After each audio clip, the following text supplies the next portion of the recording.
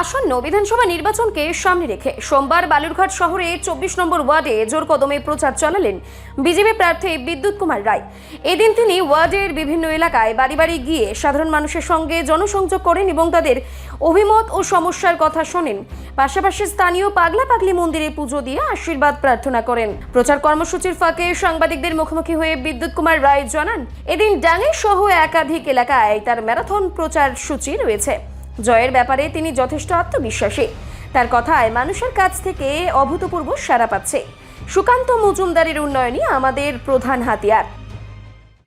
আজকে খাদিমপুরে প্রচারে এসেছি, 24 নম্বর ওয়ার্ড। কেমন সাড়া পেলেন?